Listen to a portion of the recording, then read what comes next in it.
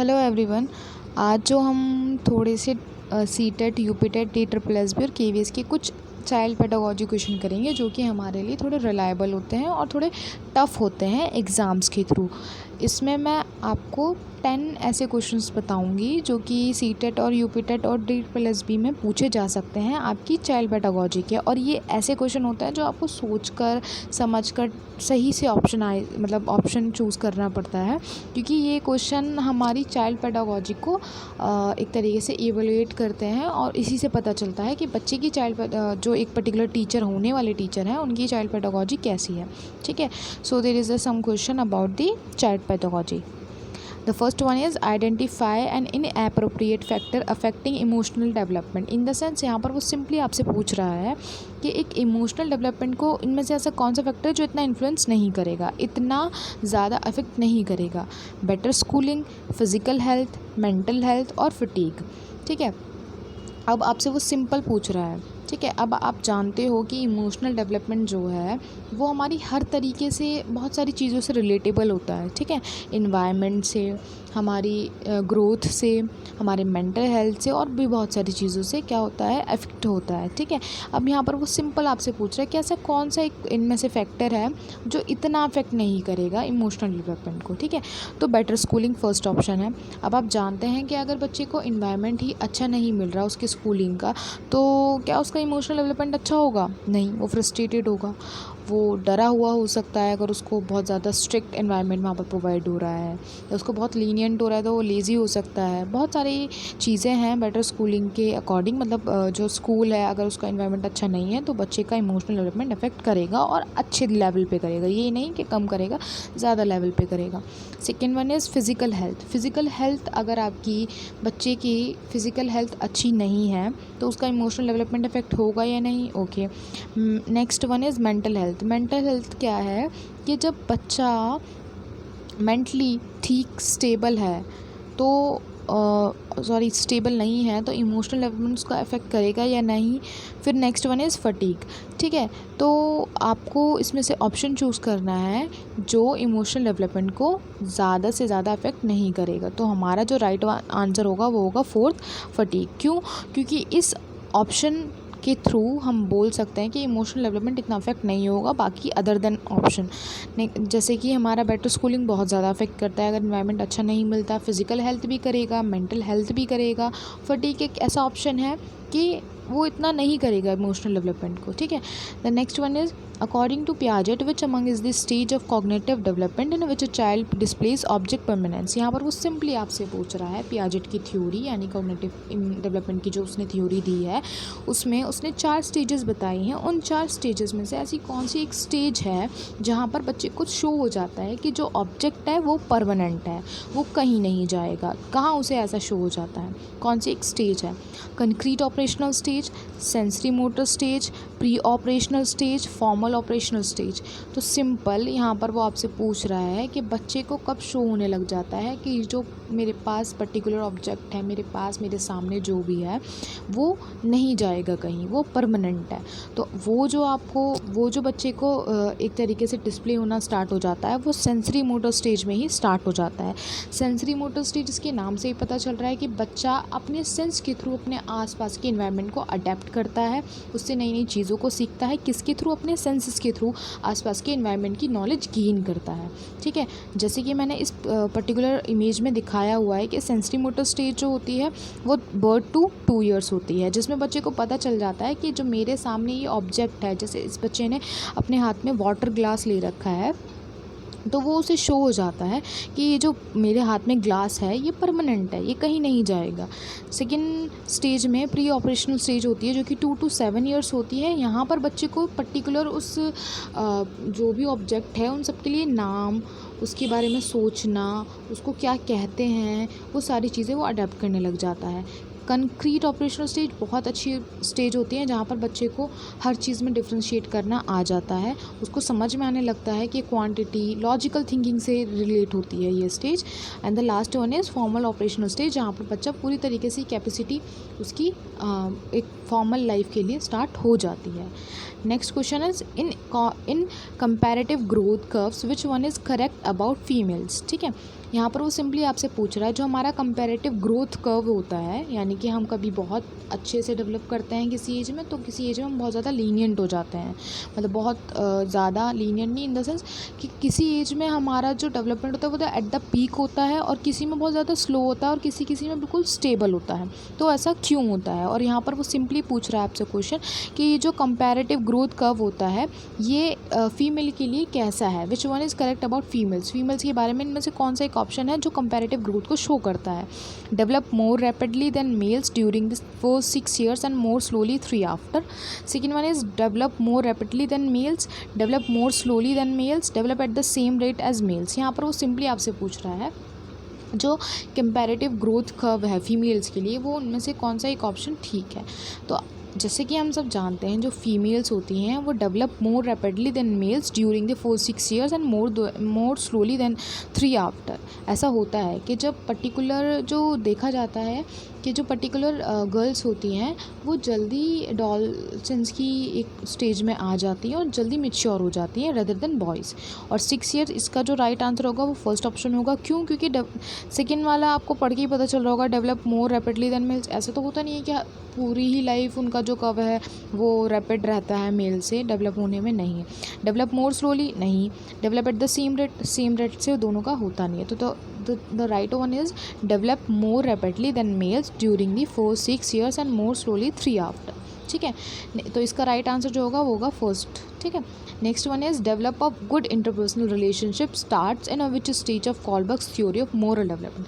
अब यहाँ पर वो सिंपली एक पर्टिकुलर लाइन जो आई है वो आई है develop of good interpersonal relationship. Interpersonal relationship in the sense हम जब दो लोगों के बीच या 3 या 4 लोगों के बीच जब रिलेशनशिप बनता है तो उसे हम इंटरपर्सनल रिलेशनशिप कहते हैं। खुद से नहीं, लोगों से इंटरेक्ट करके रिलेशनशिप बनाना कॉलबर्ग की एक थ्योरी है, मोरल डेवलपमेंट थ्योरी। उसमें से कौन सी एक स्टेज में से आता है कि जब बच्चा अपने आसपास के लोगों से अच्छी इंटरपर्सनल रिलेशनशिप बनाने लग जाता है।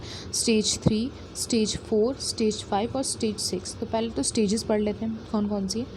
ठीक है, ये जो मोरल थ्योरी थी ये लॉरेंस कॉलबर्ग ने दी थी, जिसमें स्टेज 1 में उन्होंने बताया अवॉइडिंग पनिशमेंट, कि बच्चा हर वो काम करेगा जो उसकी अवॉइड करता है उसकी पनिशमेंट, और पनिशमेंट के डर से काम करेगा।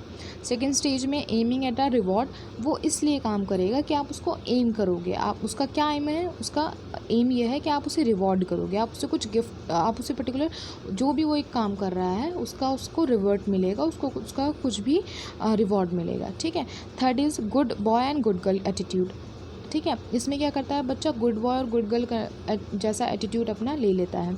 Stage 4 loyalty to law and order, अपने जो भी लॉ और ऑर्डर है, जो लॉ एंड ऑर्डर होता है उसको फॉलो करता है बच्चा इस स्टेज में कि हाँ ये लॉ एंड ऑर्डर है तो मुझे फॉलो करना है। स्टेज 5 में justice and the spirit of the law, वो अपने अंदर जस्टिस की भावना लेके आता है, न्याय, कि मुझे जो भी हमारा कानून है उसके प्रति न्याय होना चाहिए, जो आसपास के लोग हैं उनके साथ न्याय होना चाहिए।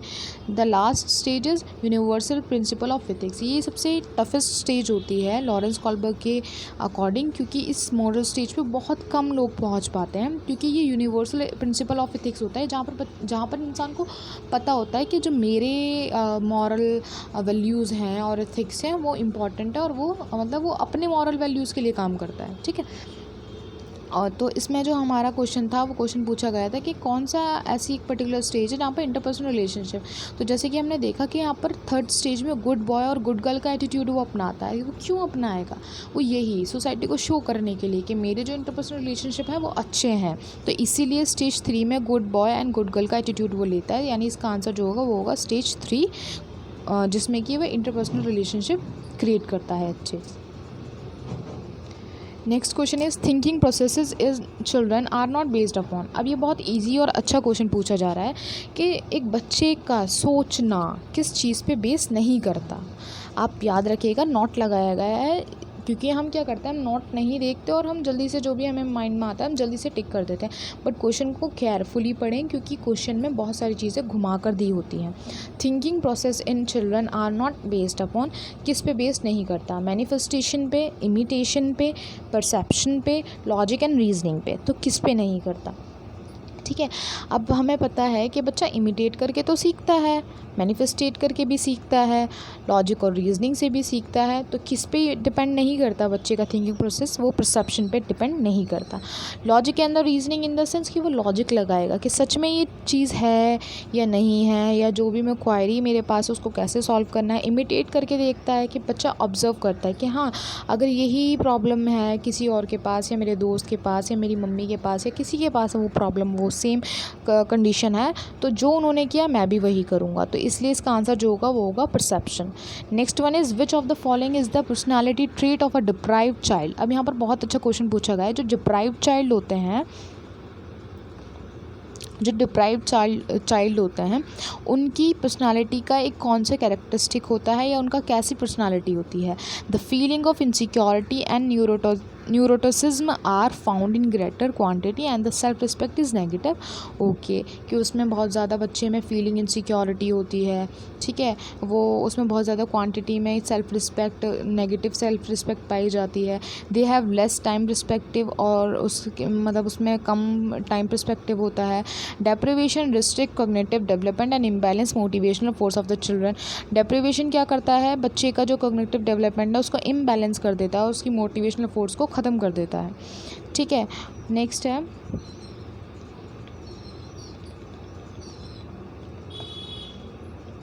नेक्स्ट है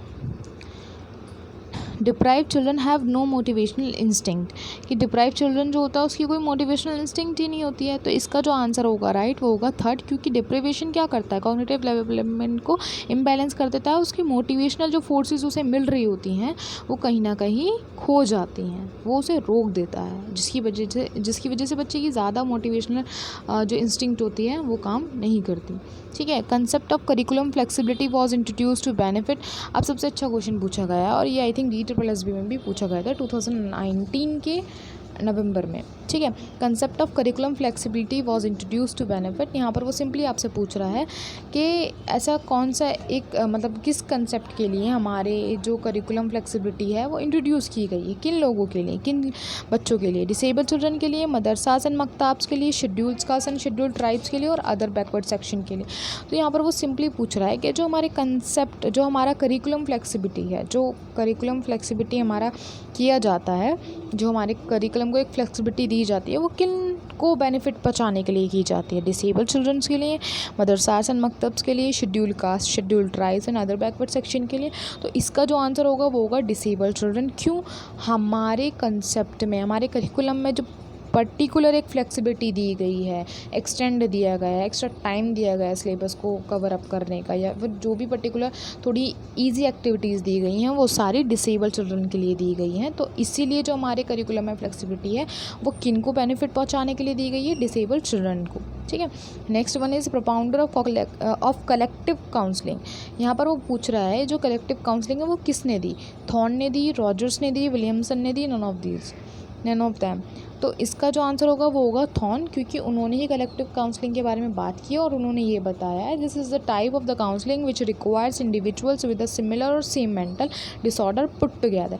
यहाँ पर वो बात कर रहे हैं एक तरह की काउंसलिंग होती है जिसमें एक या उसकी ही तरह के बहुत सारे लोग जिनका सेम मेंटल लेवल होता है और disorder put together to form a session of counselling, session बनाने के लिए बाय अ प्रोफेशनल।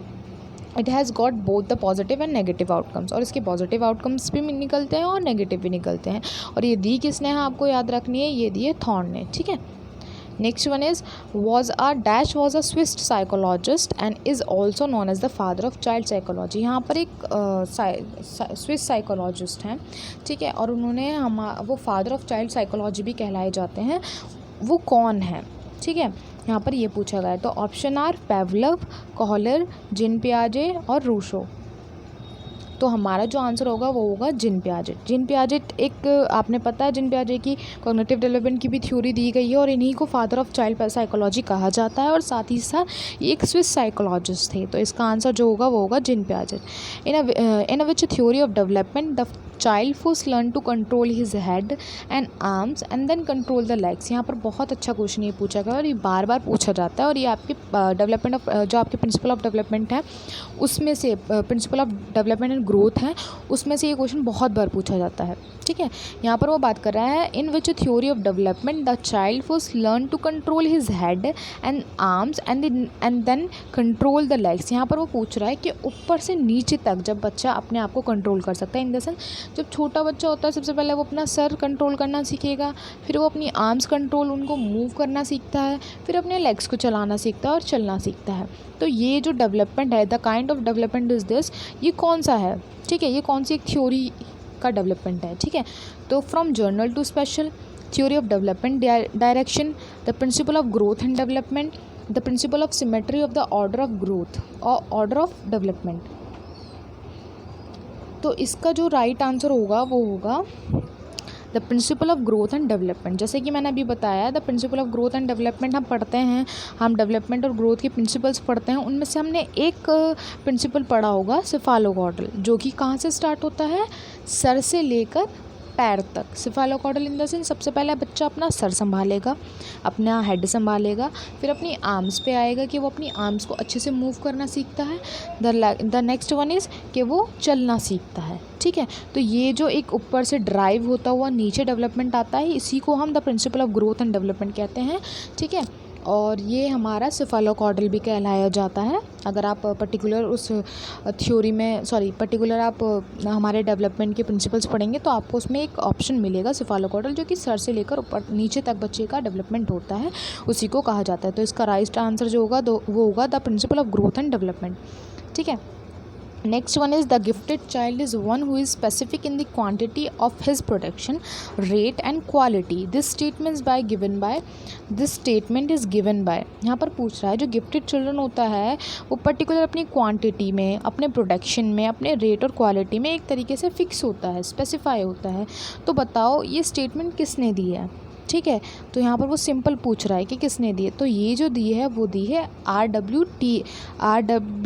टेलर। ये थोड़ा सा मिस टाइप हो गया। इसका जो राइट आंसर होगा, ये जो स्टेटमेंट दी है वो R.W. टेलर ने दी है, जो कि बात करते हैं किसके बारे में? गिफ्टेड चिल्ड्रन के बारे में। गिफ्टेड चिल्ड्रन एक वो है जो कि पर्टिकुलर स्पेसिफाई होता है, अब स्पेसिफिक होता है अपनी क्वांटिटी में, अपने प्रोडक्शन में, अपने रेट में और अपनी क्वालिटी में। Next one is Kothari commission had unique feature different from the previous commission, which of the following comes under the unique feature. इनमें से कौन सा है जो यूनिक फीचर के अंदर आता है? ठीक है, involvement of foreign expert, involvement होना चाहिए फॉरेन एक्सपर्ट्स का।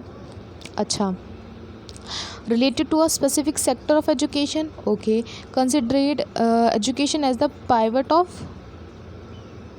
National development. ओके, यहाँ पर वो बात कर रहा है कोठारी कमीशन के ऐसे कौन से यूनिक फीचर थे जो कि प्रीवियस कमीशन में मतलब लिए Kothari commission had unique feature, हाँ मतलब अलग थे प्रीवियस कमीशन से। Which of the following comes under the unique feature, इनमें से कौन सी यूनिक फीचर आता है? तो पहले पूछ रहा है वो involvement of foreign expert, foreign expert जो हैं हमारे उनकी इन्वॉल्वमेंट होनी चाहिए। Related to a specific sector of education, relate होना चाहिए particular specific sector of education से। Considerate education as a pivot of a national development, और नेशनल डेवलपमेंट से कंसिडरेट होना चाहिए। तो इसको पढ़ के ही पता चल रहा है कि हमारा एक तो सेकंड है कि related to a specific sector of education होना चाहिए, ठीक है ना, और साथ ही साथ थर्ड भी हमें समझ में आ रहा है। तो सेकंड और थर्ड इसका आंसर होगा, तो इसका आंसर जो होगा वो होगा फोर्थ, सेकंड और थर्ड के related to a specific sector of education भी होना चाहिए, और considerate education as the pivot of a national development, national development को एक तरीके से उसमें कंपल्सरी होना चाहिए एजुकेशन को डेवलप करना, ठीक है। जैसे यहाँ मैंने इसकी फीचर पढ़े, it try to cover every field and aspect of the entire educational system, it firms believe that education is the most powerful instrument of national development, the opening statement of the commission, the destiny of India is बिगिन shaped in her classroom, denotes the value of education that determine the level of prosperity, welfare and future of the country. यहाँ वो बहुत अच्छे एक quotes दिया हुआ है कि इंडिया का जो डेस्टिनी है, जो फ्यूचर है, जो भविष्य है, वो उसकी क्लासरूम्स में बनता है। तो ऑब्वियस है यहाँ से इस पर्टिकुलर कोट्स को पढ़ के हमें समझ में आता है कि एजुकेशन हमारे लिए कितनी मस्ट है और इंडिया किस तरीके से कोठारी कमीशन में अलग फीचर दिए गए थे अकॉर्डिंग टू पहले के कमीशन। ठीक है।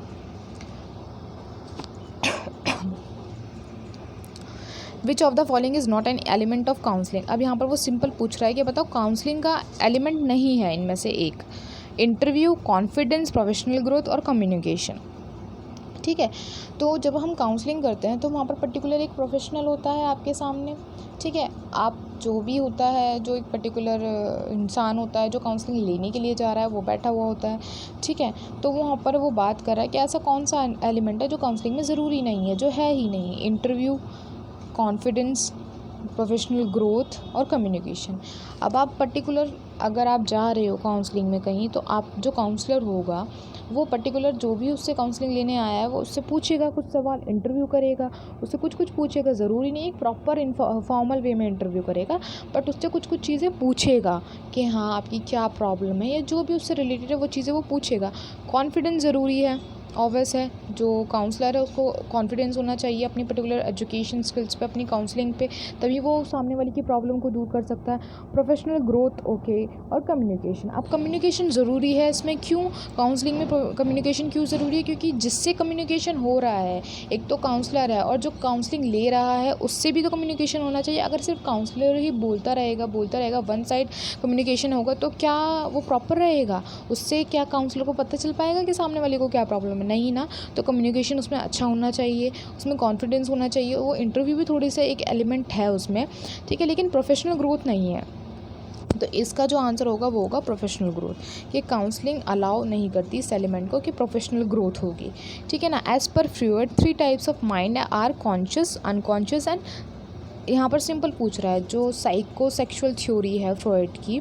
ठीक है। वहाँ पर वो पूछ रहा है कि बताओ इसकी कौन सी 3 टाइप्स हैं। अब हमने पढ़ा है उसी थ्योरी में कि there is 3 types of mind होते हैं। एक तो होता है कॉन्शियस, जहाँ पर इंसान को पता होता है कि उसके साथ क्या हो रहा है। अनकॉन्शियस, जहाँ पर उसको बिल्कुल नहीं पता होता तो मेरे साथ क्या हो रहा है, जो हमारा अवचेतन मन होता है, जो हमारी डिज़ायर से भरा हुआ होता है। और थर्ड वन कौन सा होता है? वो होता है हमारा प्री कॉन्शियस में क्या होता है कि जहाँ पर हमें प्री कॉन्शियस में जहाँ हमें पता होता है कि हमारा थोड़ा सा दिमाग या थोड़ी सी हमारी ऐसी एक्टिविटी होंगी जहाँ पर हम थोड़े से क्या हैं, अनकॉन्शियस है, और जहाँ पर हम थोड़े से कॉन्शियस भी हैं। इन द सेंस यहाँ पर दोनों एक तरीके से क्या होता है कि कॉन्शियस और अनकॉन्शियस के मिड लाइन में जो बीच की लाइन होती है उसे प्री कॉन्शियस कहा जाता है, जहाँ पर इंसान की थोड़ी सी डिज़ायर जो अनकॉन्शियस से रिलेटेड होती है और थोड़ी सी कॉन्शियस से, तो ये प्री कॉन्शियस कहा जाता है। जैसे कि यहाँ पर दिखाया गया है। द कॉन्शियस माइंड जो बिल्कुल हमारा ऊपर वाला है, बर्फ़ का हिस्सा। द अनकॉन्शियस जो उसकी डिज़ायर है बिल्कुल नीचे वाला। द प्री कॉन्शियस जो कि इसकी साइड, यानी कॉन्शियस और अनकॉन्शियस को जो अटैच करता है, जो मिलाता है, वो है हमारा द प्री कॉन्शियस माइंड। ठीक है ना। कॉन्शियस वो होता है ऊपर वाला, प्री कॉन्शियस होता है जो कि हमारे ईगो और सुपर ईगो से मिलकर बना होता है, और अनकॉन्शियस होता है हमारा ये तो पता है नाम है, क्योंकि अनकॉन्शियस में क्या होती है, हमारी वो डिज़ायर्स होती हैं जो हम पूरा करना चाहते हैं बट वो हो नहीं पाती। ठीक है ना। I hope this question is helpful for your exams. अगर आपको ये वीडियो अच्छा लगा तो आप इसको लाइक करें, कमेंट करें, शेयर करें। Thank you for your support. Thank you.